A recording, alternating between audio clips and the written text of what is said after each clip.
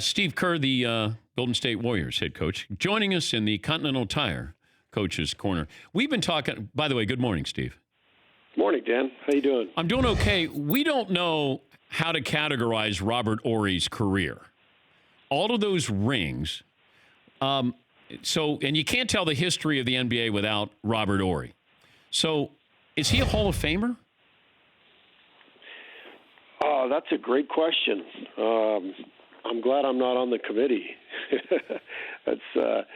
You're right. He played such a big role in so many different championship seasons. So that alone, the argument could be made that alone, since the whole point is winning, that could be enough to get him into the Hall of Fame. Because his regular stats and career, if you go by that, he's not a Hall of Fame player, and he would probably admit that to you. Very good player, but he's got probably. Does anybody have more rings other than Bill Russell? I don't think so.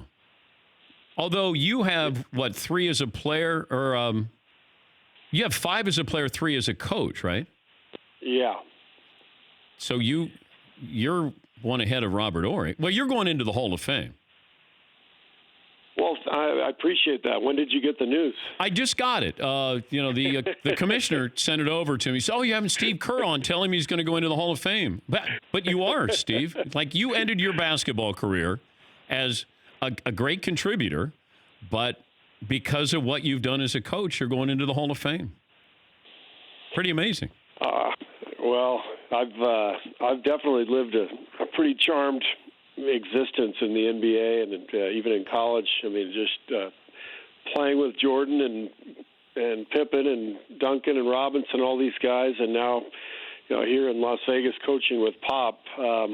This is so much fun. But I think back to all the different coaches that I played for, and the way they helped prepare me for my coaching career. I've been pretty blessed, obviously.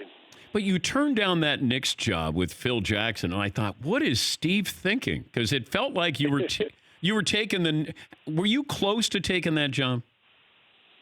Oh, I was very close to taking that job, and the main attraction really was Phil because of my relationship with him, and ultimately it just came down to talent. The Warriors had a team that had already won 52 games, I think, the year before. And I had a lot of good advice from friends in the coaching world, and several of them said the same thing. They said, as strong as your relationship might be with Phil, it's the players who ultimately make or break your career. And Golden State's got a bunch of young talent, and they were right. I mean, the Warriors were just poised to take off. They were already a really good team and ready to get to the next level, and so obviously it worked out pretty well.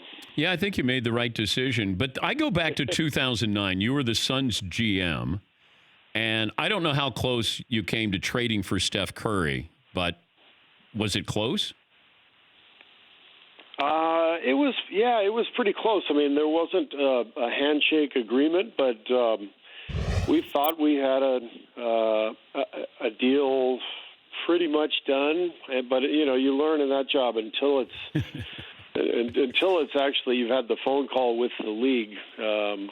It's not official, but we had a lot of talks with the Warriors, and we thought we were maybe going to get Steph to come in and play behind Steve Nash and kind of take over for Nash as Nash moved on. So that would have been a hell of a move for the Suns. But wait, you were going to have Curry back up Steve Nash? Yeah, in his first year or two. That would have been, I guess, it was his first year. Steph's first year was 9-10. I'll have one of my people check that. Yeah. So, Nash still had a couple of great years left in him at that point. And if you look at Steph's early career with the Warriors, he wasn't starting. He was a rookie. He was just figuring things out. Yeah, so. yeah. I was curious about that. If you obviously now you would put them in the same backcourt together. Yeah, you could do that. It'd be pretty small defensively, but Nelly never cared about defense anyway. So. we're talking to Steve Kerr, the Golden State Warriors head coach. If I didn't see this season, if I didn't know anything about this season, you were going to sum it up. How would you sum it up for me? Courageous. It was. I don't think I've ever been more proud of the team. Despite the fact that we didn't win the whole thing. It was just an incredible effort to see our guys fight and scrap and claw the way they did the whole way through and still almost force a Game 7. At the end of the Toronto series, it was just incredible to watch our guys and their will, their competitive desire. I also wonder about all of the second season, and you experienced this with the Bulls, just how much the extra mileage on the body, maybe wore down your team. Maybe Clay, that was a freakish injury. I don't know if, with KD, if maybe just the attrition, just after a while, you're playing a lot of games here. What kind of role do you think that played in how this season finished? Well, there's no question that takes a toll emotionally. Just getting up for so many games year after year, and that adds up, and it begins to wear you down. I mean, the difference between our team in year 5 compared to year 1, in terms of their excitement level before each game, was pretty dramatic. Our guys were just kind of wiped out by the end, but what it means physically is hard to quantify. I think Mark Cuban even talked about that. How can we quantify, injury risk in the NBA? And what we do right now is we all rely on training staffs, and we have great people on our staff, and you do the best job you can assessing everything. But our guys over the last 5 years played, over 100 playoff games. Yeah. So I don't know how you account for that. What was the move in the offseason that got your attention? You mean for our team? No, anybody. Let's take your team out of it. But, the one move where you went, oh, okay, that's interesting. I think the Clippers, for sure, getting Kawhi and Paul George. I mean, just because it was getting both of them at the same time, several days after everybody else had already finished their business, and everybody was kind of waiting on Kawhi, and then to hear Paul George's name, in that equation was just sort of shocking for everybody. You guys didn't make a run at Kawhi? Well, I've gotten in trouble before on your show. Yeah. Well, no, it's over now. It's legal to talk about it. Yeah, I still paid $10,000 to David Stern back in the day for making a joke. So you try to tee me up for one of these free agency jokes, it's not happening. He's not a free agent. He's with the Clippers. I was told to keep an eye on you guys because I thought you were losing Durant. I didn't know you were getting D'Angelo Russell, but I was told that you guys were not going to sit by idly and not do anything. So I assume that you guys did a drive-by with Kawhi, and maybe it was just a sneak attack. Is that can we even broach that topic? That would be news to me. Okay. You guys, there was no conversation with Kawhi? Not that I know of. Oh, okay. Well, then you're not going to get fined for that. I better not. Although David Stern's gone. It's a new era. He would probably fine me for that. Man, that was... Now, does that come out of your personal account? Yes, it does. Damn. Yes, it does. I do feel bad about it. I do. I honestly feel bad. We should probably tell our listeners what we're talking about. Okay. You asked me about LeBron. It was like during the season... He was in Cleveland. This was, 2010? It was like in February. You said, I was the Suns GM. You said, are you going to go after LeBron this summer? I said, yeah, if he'll take mid-level. I make a joke. I make a joke. Oh, my God. I'm not kidding. I wrote a check from my account, from my personal account, for $10,000 to the NBA. Now, what do you say to your wife? That's an easy one for me. It's like that's a lot less than you spend, so we're okay. Now I'm really in trouble. Yeah. You're not. This isn't a commissioner you got to worry about. It's your wife. Right. And you guys. Now I'm facing suspension. How important was it getting the Draymond Green deal done now? Oh, it was huge. It was huge because.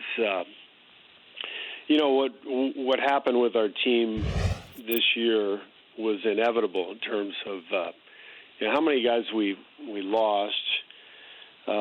It's going to happen at some point in the NBA where your team just sort of breaks up and you have to start a new era. But you always want some continuity, and so to have Steph, Clay, and Draymond still remain the core of our team going forward. It allows us to transition to that next step and build the next version of the Warriors. Not to mention the fact that he just deserves it. I mean, he's been the heart and soul of our team for the last 5 years, and one of the key reasons why we've got 3 championships. So I was thrilled to see Draymond rewarded. I don't know if many people know this. I do, because I do my homework. Steve Kerr once pitched in a game against Brett Saberhagen at Dodger Stadium. Now, this was not when Saberhagen was with Kansas City Royals, by the way.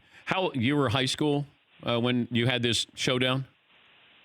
Yeah, I was a junior in high school. He was a senior.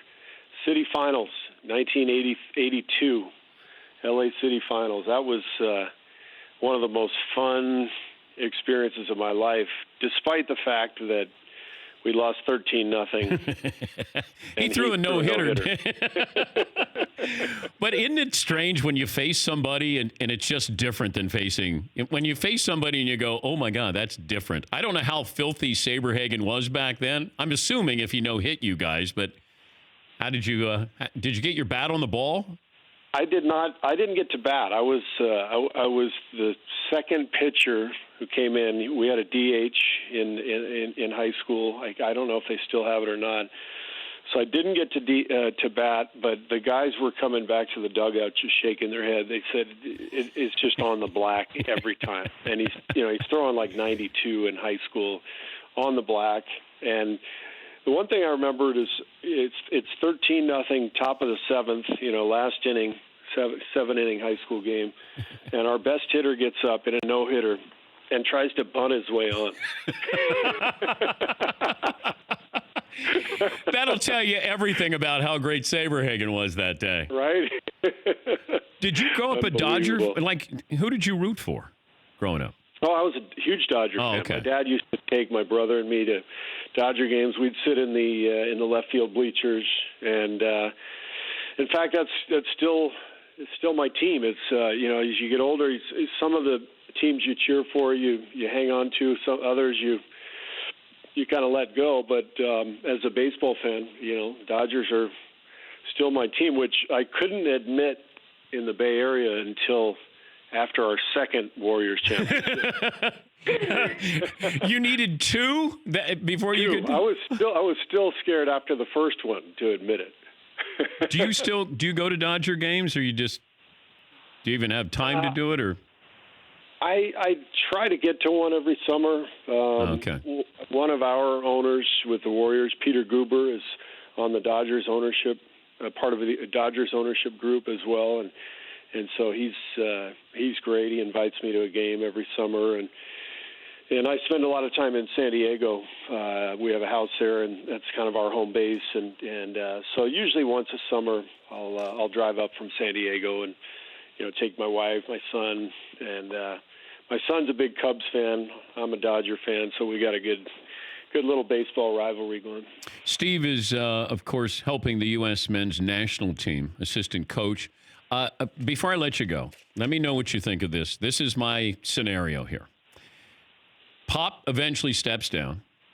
He's got Tim Duncan on the staff, and Pop makes way for Becky Hammon to be the head coach of the San Antonio Spurs. What do you think? It'd be great. I know Becky, and she's fantastic. And doesn't that sound like something Pop would do? Yeah, it does. It does. He's always kind of ahead of the curve, but the great thing with Pop is he does stuff without it seeming like a thing. You know, if he did it, it would just be because Becky's a hell of a basketball coach. You know, and Pop wouldn't make a big deal about, look at us. You know, we're hiring the first female coach. It would just be, no, she's a great coach, so we're going to hire her, and he'd move on. And that was that's what I love about working with him here. You know, I've never worked with him as a coach. I played for him for 4 years, but there's no pretense with Pop. There's no BS. It's he's so authentic and honest and real, and he just appreciates good people. He appreciates hard work and effort and people who care about each other, and that's why he always has an amazing culture that he sets for his teams, because the players feel that. Hey, it's great to catch up with you. Hope the off season that you get a rest here, chance to exhale a little bit, and certainly going to be interesting with the Warriors with a new look with D'Angelo Russell and Clay eventually coming back and Draymond in the fold there. So, but you know what? You guys like challenges. We do. And you got we do. one. It's going to be fun with the new arena and got a brand new season coming. But always great to hear from you, Dan. Good to hear your voice. Thank you, Steve. That's Steve Kerr, the Golden State Warriors head coach. Yeah. For more Dan Patrick Show, tune into Audience Channel 239 on DirecTV. Stream for free on BR Live or download the Dan Patrick Show app.